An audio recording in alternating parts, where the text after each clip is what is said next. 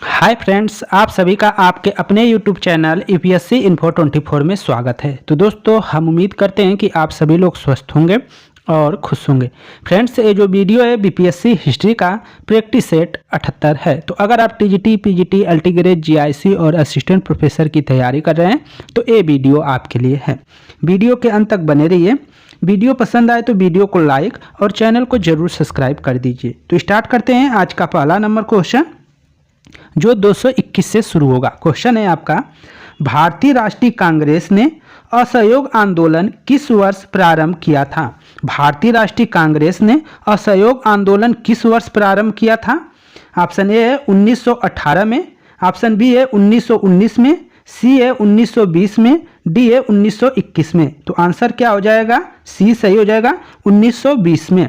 भारतीय राष्ट्रीय कांग्रेस ने असहयोग आंदोलन 1920 में प्रारंभ किया था। 1 अगस्त 1920 को याद रखिएगा।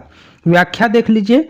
वर्ष 1920 में कलकत्ता में कांग्रेस के विशेष अधिवेशन में पास हुए असहयोग संबंधी प्रस्ताव की 1920 में नागपुर में हुए कांग्रेस के वार्षिक अधिवेशन में पुष्टि कर दी गई।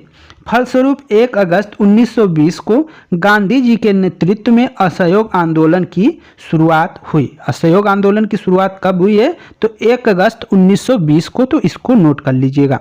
आगे चलते हैं। 222 नंबर क्वेश्चन है, महात्मा गांधी ने असहयोग आंदोलन कब प्रारंभ किया? तो आंसर हो जाएगा 1920। ऑप्शन ए सही हो जाएगा। ऊपर हमने क्वेश्चन देखा है 1920 में। व्याख्या देख लीजिए। गांधी जी द्वारा असहयोग आंदोलन 1 अगस्त 1920 को प्रारंभ किया गया।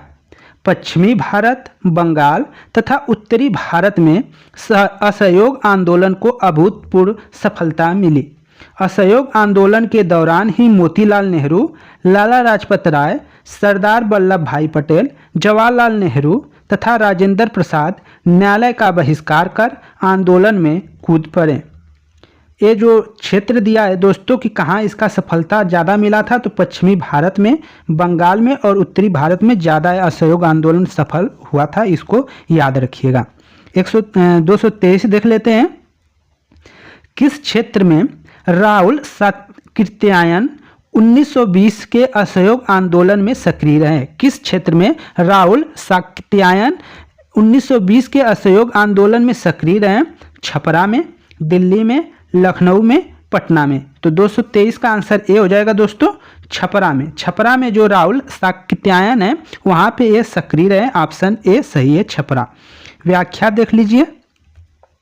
राहुल सातत्यायन 1893 से 1963 राहुल सातत्यायन ने अपनी शिक्षा बनारस से पूर्ण की।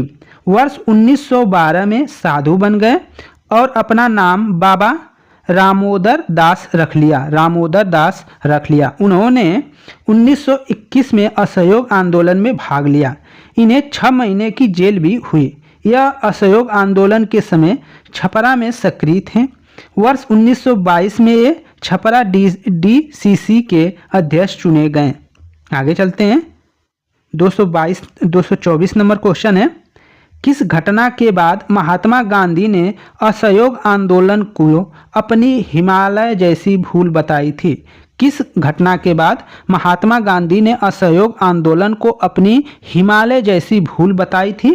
ऑप्शन ए है चौरा चौरी, खेरा सत्याग्रह, नागपुर सत्याग्रह, राजकोट सत्याग्रह। तो आंसर हो जाएगा ए, चौरा चौरी जो कांड हुआ था उसी में 5 फरवरी, उसी को ये क्या कहते हैं कि हिमालय जैसी भूल बताते हैं असहयोग आंदोलन को, चौरा चौरी कांड के बाद। व्याख्या देख लीजिए।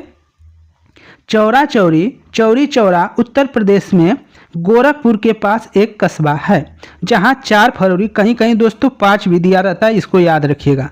कहीं जहां 4 फरवरी 1922 को आंदोलनकारियों की भीड़ ने ब्रिटिश शासन की एक पुलिस चौकी को आग लगा दी, जिससे 23 पुलिसकर्मी जिंदा जलकर मर गए। गांधी जी ने इस घटना की निंदा की तथा असहयोग आंदोलन को स्थगित कर दिया। गांधी जी ने इस घटना को हिमालय जैसी भूल की संज्ञा दी। आगे चलते हैं। 225 नंबर क्वेश्चन है, असहयोग आंदोलन के दौरान किसने पटना कॉलेज छोड़ा जबकि उसकी परीक्षा केवल 20 दिन ही बची थी? तो वो कौन था दोस्तों? तो ऑप्शन आपका ए है राजेंद्र प्रसाद, बी है ब्रज किशोर, सी है जयप्रकाश नारायण, डी है श्री कृष्ण सिन्हा, ई है उपयुक्त में से कोई नहीं, उपयुक्त में से एक से अधिक। तो आंसर जाएगा जयप्रकाश नारायण के साथ। जयप्रकाश नारायण ने ही असहयोग आंदोलन के दौरान पटना कॉलेज छोड़ दिया जबकि उनकी परीक्षाएं केवल 20 दिन ही बाकी थी। तो ऑप्शन सी आपका सही है, इसको याद रखिएगा। व्याख्या थोड़ा सा देख लेते हैं। बिहार के सारण के सिताब दियारा में जन्मे स्वतंत्र सेनानी जयप्रकाश नारायण ने असहयोग आंदोलन के दौरान पटना कॉलेज छोड़ा जबकि उनकी परीक्षा केवल 20 दिन ही शेष बची थी।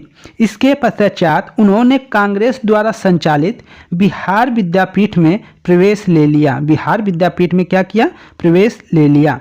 अगला क्वेश्चन है 26 नंबर। 1921 के मोपला आंदोलन की जो शाखा थी, कौन थी शाखा? ये बताना है। 1921 के मोपला आंदोलन की जो शाखा थी खिलाफत आंदोलन की थी, 1857 के स्वतंत्रता संग्राम की, स्वदेशी आंदोलन की, असहकार आंदोलन की। तो आंसर जाएगा 226 का ए के साथ खिलाफत आंदोलन की। ऑप्शन ए के साथ जाएगा खिलाफत आंदोलन की। व्याख्या देख लीजिए। व्याख्या देखते हैं दोस्तों, यल लिख दिया गया। केरल प्रांत के मालाबार जिले के मोपला काश्तकारों के आंदोलन मुख्यतः लगान और बेदखली को लेकर थे। केरल ये जो मोपला विद्रोह हुआ है वो कहाँ पे हुआ है? तो केरल प्रांत के मालाबार जिले में। ये याद रखिए कि केरल स्टेट है, इससे क्वेश्चन पूछता है। तो केरल प्रांत के मालाबार जिले के मोपाला काश्तकारों के आंदोलन मुख्यतः लगान और बेदखली को लेकर थे। जमींदार जब चाहते उन्हें भूमि से बेदखल कर देते और जब चाहते मनमाना लगान वसूलते थे। खिलाफत आंदोलन भी अपनी जड़ें जमाता जा रहा था। हालात ये हो गए कि खिलाफत आंदोलन एवं काश्तकारों की बैठक में फर्क करना मुश्किल हो गया। इस तरह दोनों आंदोलन एक दूसरे में समा गए थे। तो इसको याद रखिएगा। आगे चलते हैं। 227 नंबर क्वेश्चन है। 1920-22 के असहयोग आंदोलन के दौरान बिहार में प्रचलित मान्यताओं में से एक यह थी कि उसकी जीत होगी क्योंकि गांधी धर्म के प्रतीक थे, एक निपुण राजनीतिज्ञ थे, को अंग्रेजों को हराने का तरीका गांधी को अंग्रेजों को हराने का तरीका पता था, अंग्रेजी जानते थे। तो आंसर सी के साथ जाएगा कि गांधी जी को क्या था? अंग्रेजों को हराने का तरीका प्राप्त था। तो ये मान्यता प्रचलित थी। व्याख्या देख लीजिए। व्याख्या थोड़ा लंबा होगा। गांधी जी ने वर्ष 1918 में गुजरात के अहमदाबाद में मिल मजदूरों की हड़ताल का सफल नेतृत्व किया।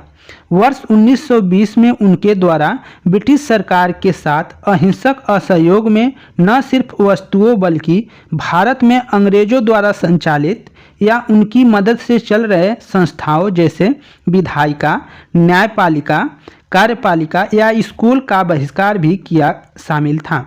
इस कार्यक्रम ने देश में जोश फूंक दिया और विदेशी शासन का फंदा काट दिया। मतलब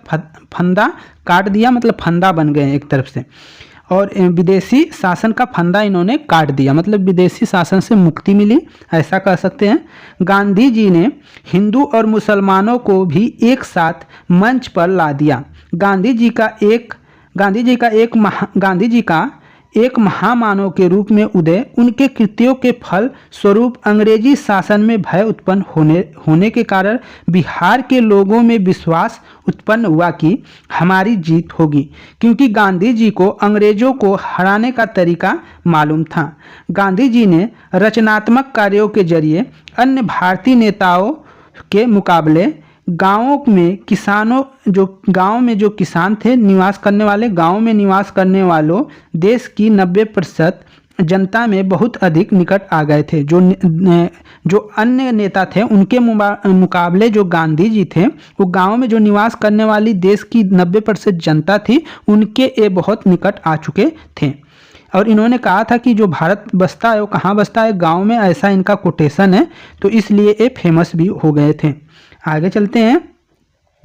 इस प्रकार गांव में रहने वाले करोड़ों की आबादी में जागृति पैदा कर दी और स्वराज की मांग को मध्यम वर्गीय आंदोलन के स्तर से उठाकर देशव्यापी अदम्य जन आंदोलन का रूप दे दिया। ये सब गांधी जी का ही कार्य था दोस्तों। आगे चलते हैं। 228 नंबर क्वेश्चन है आपका। साराबंदी आंदोलन 1922 किसके नेतृत्व में प्रारंभ हुआ? साराबंदी आंदोलन 1922 किसके नेतृत्व में प्रारंभ हुआ? चित्तरंजन दास, सरदार वल्लभ भाई पटेल, राजेंद्र प्रसाद, लाला लाजपत राय, उपयुक्त में से कोई नहीं, उपयुक्त में से एक से अधिक। तो आंसर जाएगा आपका सरदार वल्लभ भाई पटेल के साथ। साराबंदी आंदोलन 1922 किसके नेतृत्व में प्रारंभ हुआ था? तो आंसर हो जाएगा सरदार वल्लभ भाई पटेल। आंसर बी सही है। व्याख्या देख लीजिए। गुजरात के सूरत जिले में स्थित बारदोली वर्ष 1928 के बाद राजनीतिक गतिविधियों का केंद्र बन गया था। बारदोली के मेंढता बंधुओं कल्याण जी और कुंवर जी, बारदोली के मेंढता बंधुओं जिसमें कल्याण जी और कुंवर जी थे, तथा दयाल जी देसाई ने किसानों के समर्थन में वर्ष 1928 में आंदोलन चलाया। बाद में इनका नेतृत्व सरदार वल्लभ भाई पटेल ने किया। पटेल के नेतृत्व में ही वर्ष 1928 में कोई कर नहीं आंदोलन चलाया गया। कोई कर नहीं, साराबंदी आंदोलन चलाया गया। किसके नेतृत्व में? तो सरदार वल्लभ भाई पटेल के नेतृत्व में चलाया गया। ज्ञातवत है कि न कर न अदायगी का आंदोलन गांधी जी ने असहयोग आंदोलन के दौरान 1922 में बारदोली से चलाने का विचार बनाया था, लेकिन चौरी चौरा की घटना के कारण यह योजना स्थगित कर दी गई।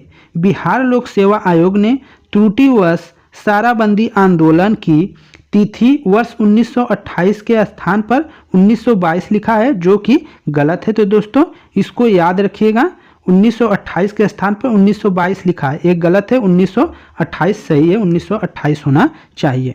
आगे चलते हैं। आपका 229 नंबर क्वेश्चन है। 1921 का मोपला विद्रोह कहाँ हुआ था? अभी ऊपर हमने बताया था, तो मोपला विद्रोह 1921 का कहाँ हुआ था? तो आंसर सी हो जाएगा, केरल के मालवार में, केरल में हुआ था। ऑप्शन सी आपका सही है। व्याख्या देख लीजिए। मोपला विद्रोह केरल के मालावार क्षेत्र में वर्ष 1921 में हुआ। यहाँ पर काश्तकार अधिकतर बटाईदार मुसलमान थे तथा जमींदार अधिकतर हिंदू थे। आंदोलन जमींदारों के शोषण के खिलाफ था, तो इस चीज को याद रखिएगा। 230 नंबर क्वेश्चन है, असहयोग आंदोलन से अच्छा क्वेश्चन है। किस घटना के कारण गांधी जी ने असहयोग आंदोलन वापस ले लिया था? तो आंसर आपका हो जाएगा चौरी चौरा कांड, जो गोरखपुर में हुआ था। व्याख्या देख लीजिए।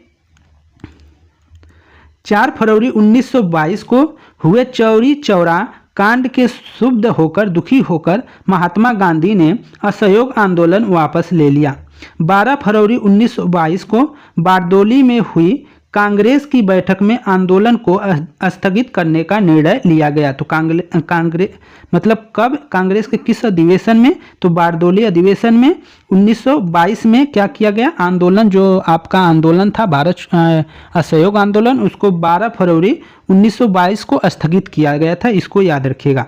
आंदोलन समाप्त करने के अपने निर्णय के बारे में गांधी जी ने यंग इंडिया में लिखा है कि आंदोलन हिंसक होने से बचाने के लिए मैं हर एक यंत्रणापूर्ण बहिष्कार, यहाँ तक कि मौत भी सहने को तैयार हूँ। आंदोलन हिंसक होने से बचाने के लिए मैं हर एक अपमान, हर एक यंत्रणापूर्ण बहिष्कार, यातनापूर्ण कह सकते हैं बहिष्कार, यहाँ तक कि मौत भी सहने के लिए मैं तैयार हूँ, ऐसा गांधी जी का कोटेशन था। तो इसको याद रखिएगा, कोटेशन पूछता है, यंग इंडिया में उन्होंने लिखा है। घटनाक्रम को सुव्यवस्थित करना है, ये बताना है कि कब हुआ था कौन सा घटना। चौरी चौरा कांड, चौरी चौरा में पुलिस कांड आपको 5 फरवरी को, तो इसको याद रखेंगे। तो इसके बाद आप जब देखेंगे और सब घटनाएं जिसमें उग्र भीम पुलिस थाने को जलाया और इसके बाद गांधी जी द्वारा स्थगन तो बाद में होगा। गांधी जी की गिरफ्तारी आपकी कब होगी, तो गांधी जी की गिरफ्तारी बाद में ही होगी दोस्तों। तो इस तरह हम देखते हैं कि गांधी जी गिरफ्तार बाद में होंगे, भीड़ जाएगी जलाने के लिए, तो ये सब चीज़ें हैं। तो इसमें क्या हो जाएगा, 1 2 ये सब सही क्रम में ही है।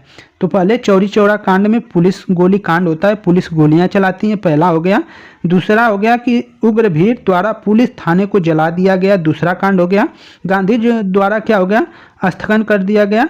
और गांधी जी की गिरफ्तारी, तो 1 2 3 4 ये सब सही है, तो ऑप्शन ए आपका सही है। इस क्रम में ऐसे भी क्वेश्चन पूछेगा तो थोड़ा कठिन हो जाएगा। व्याख्या देख लीजिए।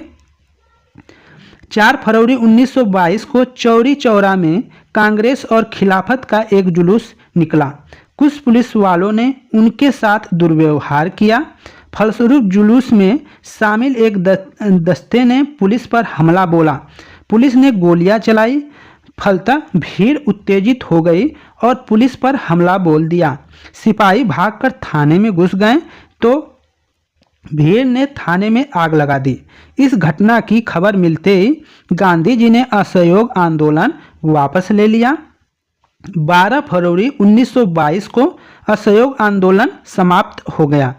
आंदोलन की समाप्ति के बाद गांधी जी स्थिति थोड़ी कमज़ोर हो गई। गांधी जी की स्थिति थोड़ी कमज़ोर हो गई। सरकार ने इस स्थिति का फायदा उठाकर 10 मार्च 1922 को उन्हें गिरफ्तार कर 6 वर्ष की सजा दी। इस प्रकार जो विकल्प ए था वो क्या आपका था, सही था। आगे देखते हैं 232 नंबर क्वेश्चन है। लॉर्ड सिन्हा ने 1921 में कहाँ के गवर्नर पद से त्यागपत्र दिया था, ये बताना है। तो ऑप्शन ए है बिहार उड़ीसा, ऑप्शन बी है बंगाल, ऑप्शन सी है पंजाब, ऑप्शन डी है मद्रास। तो आंसर आपका ए सही हो जाएगा। बिहार उड़ीसा से गवर्नर पद से क्या है, लॉर्ड सिन्हा ने 1921 में त्यागपत्र दे दिया था। व्याख्या देख लीजिए। सत्येंद्र प्रसन्नो सिन्हा का जन्म 24 मार्च 1863 को बंगाल के वीरभूमि रायपुर में हुआ था। वर्ष 1908 में बंगाल के एडवोकेट जनरल नियुक्त होने वाले प्रथम भारतीय थे। वे ऐसे पहले भारतीय थे जिन्हें वायसराय की काउंसिल में कानूनी सदस्य के रूप में शामिल किया गया था। वर्ष 1920 में बिहार और उड़ीसा के गवर्नर नियुक्त हुए, जो प्रशासन में उच्च पद प्राप्त करने वाले प्रथम भारतीय थे। स्वास्थ्य कारणों से इन्होंने 1921 में अपने पद से इस्तीफा दे दिया। 4 मार्च 1928 को इनकी मृत्यु हो गई। आगे चलते हैं। 233 नंबर क्वेश्चन है। 1923 से 1928 के काल में भारतीय राजनीति में क्रांतिकारी कार्यवाहियों की पुनरावृत्ति का कारण क्या था? कार्यविधियों की पुनरावृत्ति का क्या कारण था? तो ऑप्शन ए है आपका आंसर, जो 23 का हो जाएगा 223 का बी सही हो जाएगा दोस्तों, बड़ा है तो ए वाला सही हो जाएगा। गांधी द्वारा असहयोग आंदोलन का स्थगन। 1920 से 1928 के जो काल है उस समय भारतीय राजनीति में क्रांतिकारी जो कार्यविधियों की पुनरावृत्ति हो गई, उसमें क्रांतिकारी गतिविधि ज़्यादा होने लगी। इसका मेन रीजन क्या था? तो उस समय गांधी जी द्वारा जो है असहयोग आंदोलन को स्थगन कर दिया गया था, समाप्त कर लिया गया था, जिस कारण से लोगों में आक्रोश था और इसलिए वो ऐसा कर रहे थे। व्याख्या देख लीजिए। 1922 के बाद असहयोग आंदोलन के स्थगन और देश में किसी भी प्रकार की राजनीतिक गतिविधियों के अभाव से बहुत से क्षमतावान राष्ट्रवादी युवकों का मोह भंग हो गया। ये युवा गांधी जी के नेतृत्व और अहिंसात्मक संघर्ष की राजनीति से भी असंतुष्ट थे। ये रूस, चीन, आयरलैंड, तुर्की, मिस्र आदि में कहीं भी होने वाले क्रांतिकारी आंदोलनों और विद्रोहों से अनुप्राणित होकर हिंसात्मक माध्यम से ब्रिटिश शासन को उखाड़ फेंकने के लिए प्रयासरत थे। इस प्रकार इस कारण यह काल भारतीय राजनीति में क्रांतिकारी कार्यविधियों की पुनरावृत्ति का काल माना जाता है। आगे चलते हैं। 234 नंबर क्वेश्चन है। स्वराज दल की स्थापना असफलता के बाद हुई। स्वराज दल की जो स्थापना हुई थी 1923 में, वो किसके असफलता के बाद हुई थी ये बताना है आपको। तो आंसर आपका हो जाएगा ए, असहयोग आंदोलन के बाद असहयोग आंदोलन जैसे ही असफल हुआ तो चित्तरंजन दास, सी.आर. दास और मोतीलाल नेहरू ने मिलकर स्वराज दल की स्थापना कर दी। व्याख्या देख लीजिए। असहयोग आंदोलन की असफलता के बाद स्वराज पार्टी, कांग्रेस खिलाफत स्वराज पार्टी का पूरा नाम क्या था? कांग्रेस खिलाफत स्वराज पार्टी, इसका पूरा नाम याद रखिएगा।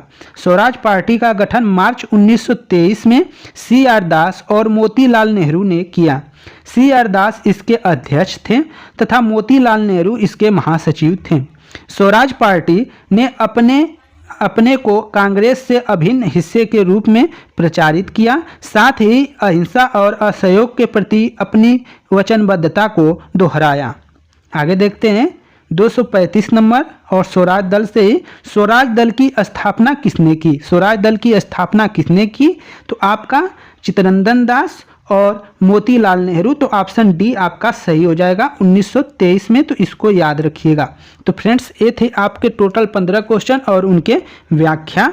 तो इस तरह आपको वीडियो कैसा लगा हो? अगर वीडियो थोड़ी भी अच्छी लगी हो तो प्लीज़ लाइक कर दे दोस्त, और चैनल पे नए हैं तो चैनल को जरूर सब्सक्राइब कर लें। दोस्तों धन्यवाद, नमस्कार।